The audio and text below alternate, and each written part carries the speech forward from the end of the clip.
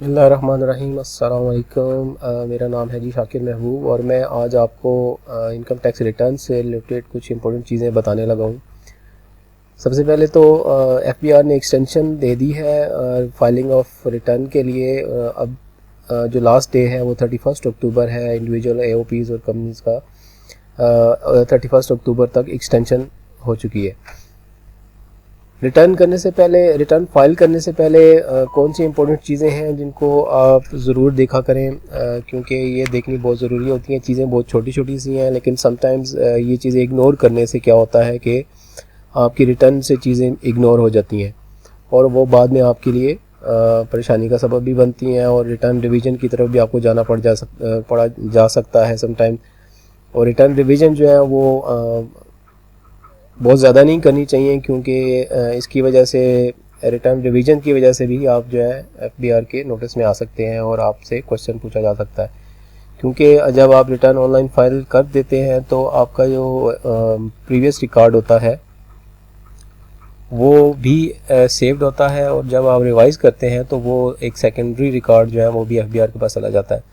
तो जब तक आपके पास कोई वैलिड रीज़न ना हो और अच्छी सपोर्टिंग ना हो जिसको बाद में अगर आपसे कुछ क्वेश्चन किया जाए तो आप उसको एक्सप्लेन कर सकें, तब तक रिटर्न को रिवाइज़ नहीं करना चाहिए।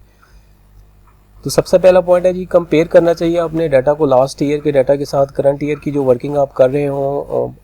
बेहतर ये है कि आप पहले उसको रिटर्न देख के सारा डाटा जो है वो एक्सेल की फॉर्म में डाटा डाल लें कि आपकी क्या क्या एसेट्स और क्या क्या लायबिलिटीज़ आपने दिखाई थी। और अगर आप एक ट्रेडर हैं, बिजनेसमैन हैं और आपका बिज़नेस का अकाउंट भी फाइल हुआ है और बैलेंस शीट वगैरह भी है, तो सबसे पहले तो वो लास्ट ईयर का रिकॉर्ड आप एक्सेल की फॉर्म में उसको कन्वर्ट करके रखें और फिर उसके बाद उन्हीं कॉलम्स में उन्हीं कंपैरेटिव सेल्स के अंदर आप करंट ईयर का डाटा डालते जाएं वन बाय वन करके। और आपकी रिटर्न इस तरीके से ये होगा कि आपका जो लास्ट ईयर के हेड्स होंगे वो आपको पता होंगे कि किन किन हेड्स में क्या क्या दिखाया था, तो वो आपका कोई भी हेड मिस होने के चांसेस नहीं है।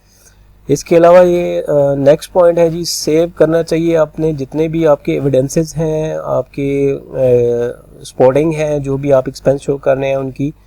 क्योंकि नोटिसेस वगैरह जो होते हैं या आपका ऑडिट जो निकलता है वो यूजुअली वेरी नेक्स्ट ईयर नहीं निकलता, वो 3 ईयर 4 ईयर के बाद ही आप जो है वो एफबीआर के नोटिसेस वगैरह आपको इशू हो रहे होते हैं आपकी पुरानी रिटर्न से रिलेटेड।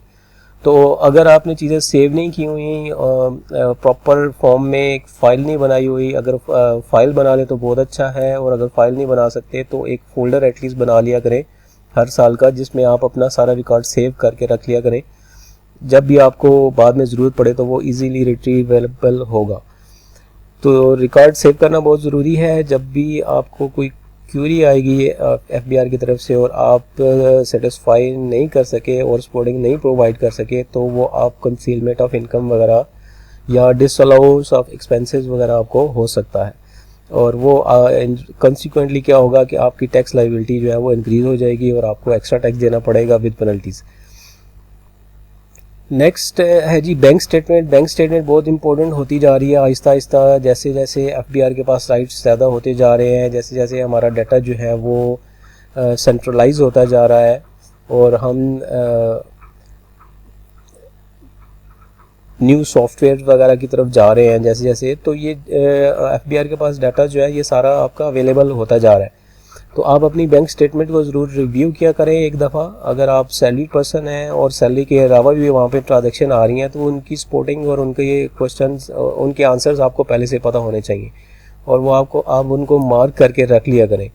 क्योंकि अगर नोटिस एक चीज़ का 4 ईयर्स बाद आएगा तो वो ऑब्वियसली आप उसका जवाब मुश्किल से दे पाएंगे और हो सकता है कि आपको याद भी ना हो कि ये जो ट्रांजैक्शन हुई है, क्रेडिट आया है मेरे अकाउंट में, ये कहाँ से आया था और क्या हुआ था। तो बेहतर ये है कि आप अपना जो रिकॉर्ड है उसका प्रॉपर सपोर्टिंग जो है वो बना के सेव कर लिया करें।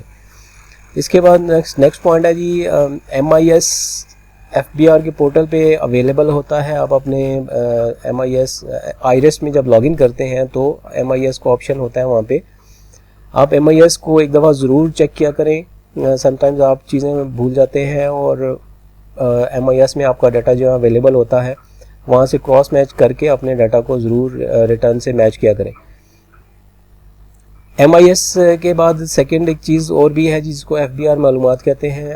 FBR मालूमात में भी आपके एसेट्स की सारी डिटेल आ रही होती है कि आपके नाम पे लैंड है, कोई गाड़ी है, कोई और घर वगैरह है या इस तरह की कोई चीज़ है, तो वो FBR मालूमात में आपको मिल जाएगी।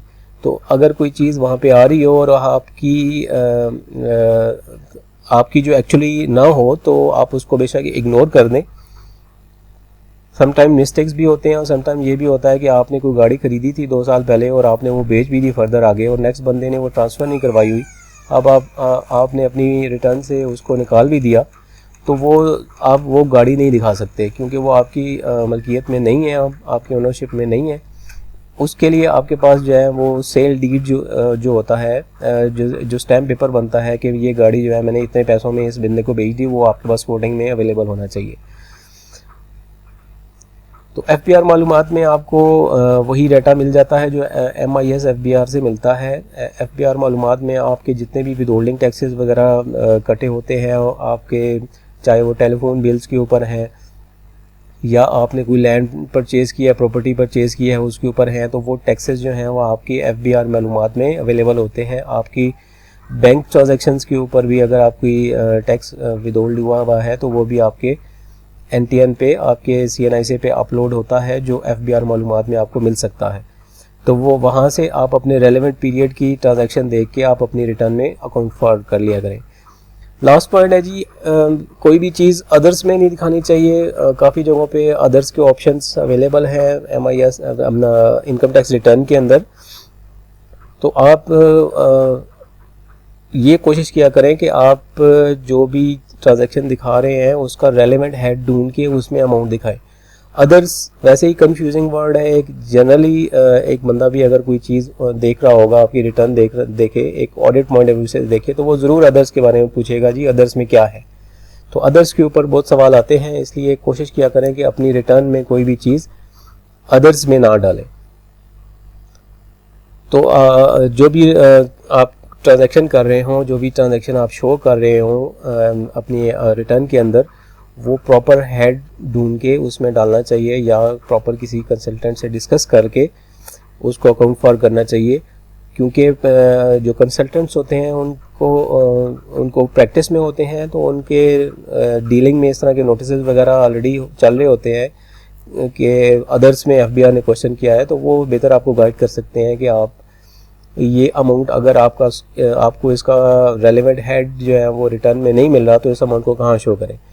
तो बेहतर ये होगा कि आप एक्सपर्ट से, जो प्रैक्टिस करने वाले लोग हैं, जो प्रैक्टिशनर्स हैं, उनसे डिस्कस करके ये चीज़ क्या करें। तो ये जी कुछ इंपॉर्टेंट चीज़ें थी जो मेरे एक्सपीरियंस में मुझे नज़र आई कि ये चीज़ें जो हैं वो इग्नोर नहीं होनी चाहिए। तो मैंने इसके ऊपर एक आपको वीडियो बना के दे दिया है कि आप जब भी रिटर्न अपनी फाइल करें तो इन पॉइंट्स को ज़रूर कंसिडर किया करें। वीडियो देखने का बहुत शुक्रिया। अगर वीडियो पसंद आई हो तो चैनल को सब्सक्राइब कर दें, वीडियो को भी लाइक कर दें और बेल का आइकन को भी प्रेस कर दें ताकि आपको जो भी मेरी लेटेस्ट वीडियो आए आपको इजीली मिल सके।